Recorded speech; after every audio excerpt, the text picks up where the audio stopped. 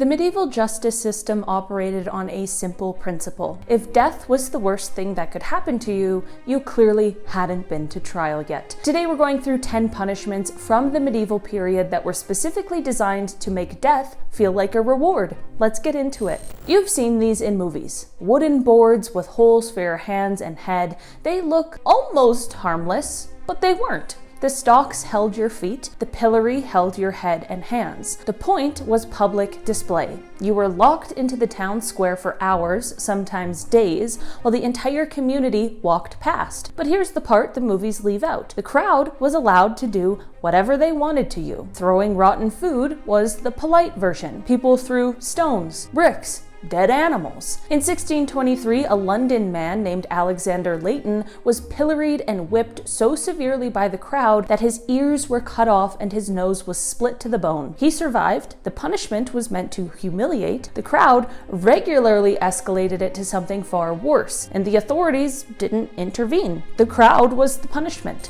In medieval and early modern England, if you were caught drunk in public repeatedly, you could be sentenced to wear a barrel. Not metaphorically, a literal wooden barrel with the top and bottom removed, fitted over your head and shoulders with holes cut out for your arms. Your legs protruded from the bottom. You couldn't sit down. You couldn't reach your own face. You were paraded through the streets wearing a barrel like a human traffic cone while the town watched and mocked you. The punishment was used primarily for public drunkenness, but it was also applied to other petty offenders, and in some records to women accused of scolding. The drunkard's cloak was still in use in England well into the 17th century. Imagine being so committed to public shaming that you look at a barrel and think, that right there, that's a punishment. Apparently it worked. I mean, it would. Wouldn't it? This was a device used by the Spanish and Roman Inquisitions, a double-ended iron fork about the length of a forearm with two sharp prongs at each end. A leather strap secured it around the victim's neck. One set of prongs was positioned underneath the chin, the other rested against the sternum. The fork prevented the victim from lowering their head or falling asleep, because either movement would drive the prongs into the throat and chest. It was used primarily on heretics and blasphemers as a form of penance.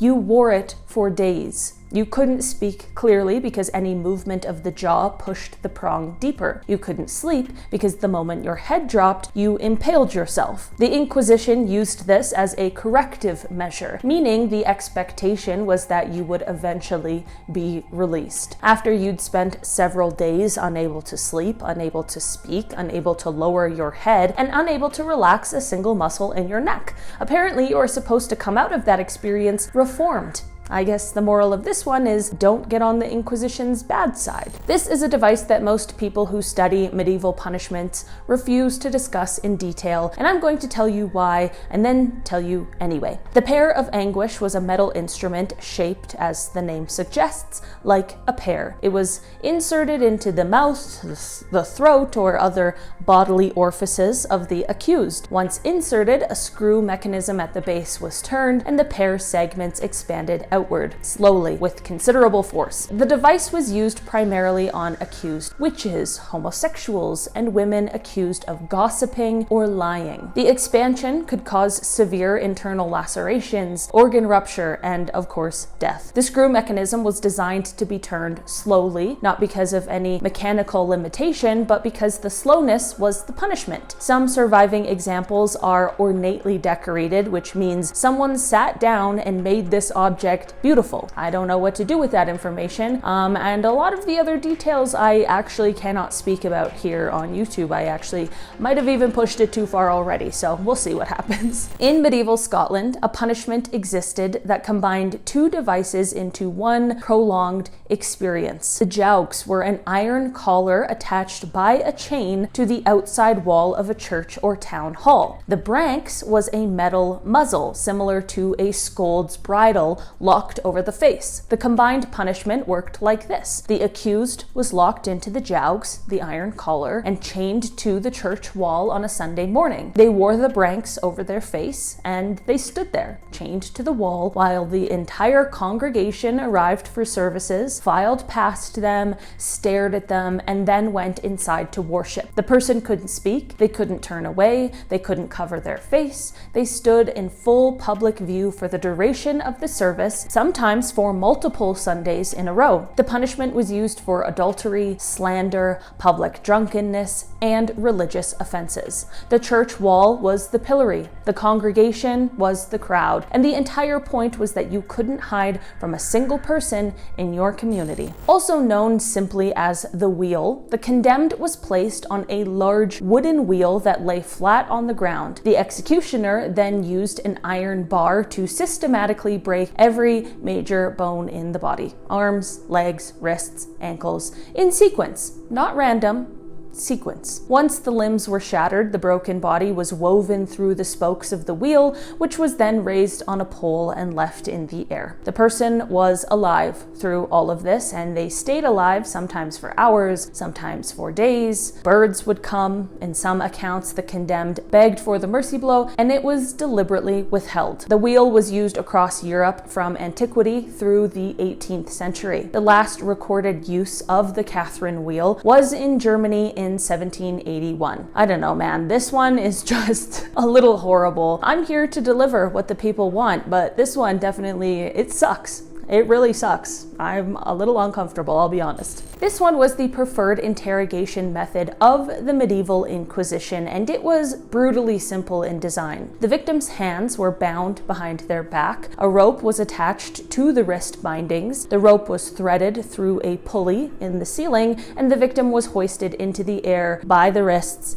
behind their back. The entire weight of the body was suspended by the shoulder joints, which dislocated almost immediately. The victim was dropped and caught repeatedly. The rope released and then abruptly stopped, so the body's own weight ripped through the shoulders with increasing force each time. I'm actually getting the heebie-jeebies just speaking about this. For particularly resistant subjects, weights were attached to the ankles. The Strappado was designed to cause maximum pain without killing the victim, because the purpose was extraction of a confession, which means you needed them alive and conscious enough to speak. Some victims were subjected to this multiple times in a single interrogation session. Some never recovered use of their arms. The Inquisition considered it one of the most effective tools, which tells you everything that you need to know about the Inquisition. This one comes from medieval Europe, and it is exactly what it sounds like. A hollow iron crocodile, a tube shaped like the body of a crocodile, hinged to open and close, was mounted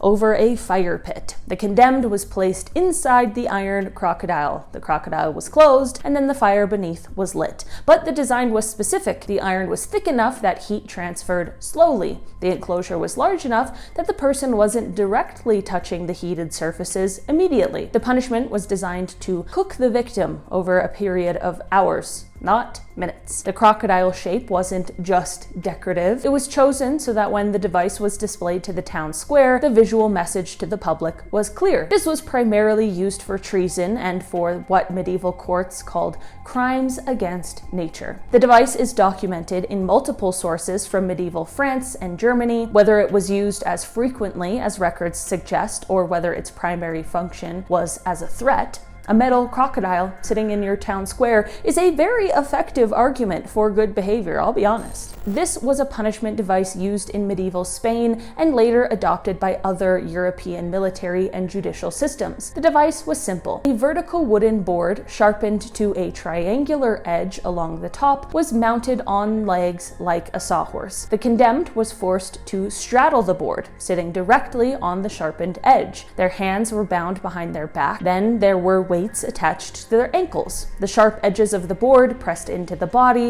with the combined weight of the victim and the added weights. The punishment was designed to be survivable initially. The pain was immediate and severe. Over time, the edge cut deeper, weights could be added or removed to extend the duration. In some military applications, the Spanish donkey was used as an interrogation tool. The victim would sit on the edge until they gave the information requested. The longer you stayed silent, the deeper the edge went. The device was still in use in military contexts into the 19th century. I'll pass on that, thank you so much though. This last one was a punishment and execution device that seems almost designed by someone who wanted to make suffering precise. The lead sprinkler was a long-handled metal implement, essentially a large ladle or spoon with a perforated domed top. Molten lead or molten metal, depending on what was available, was poured into the spoon. The molten metal then dripped through the perforations, drop by drop, onto the victim's body. The drops hit the skin and immediately burned through. The device allowed the executioner to control exactly where the metal landed, how many drops fell,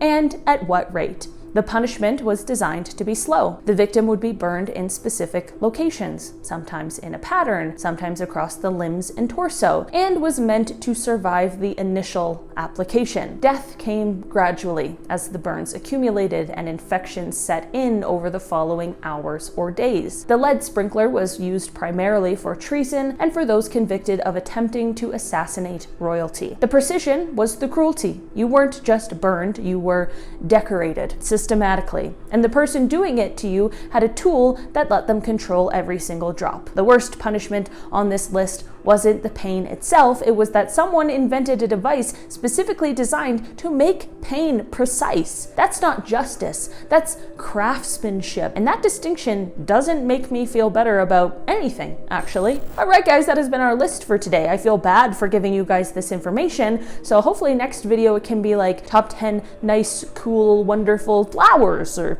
I don't know, something like that. I've been your host today, Levi Kozlowski, and I will see you again soon. Bye!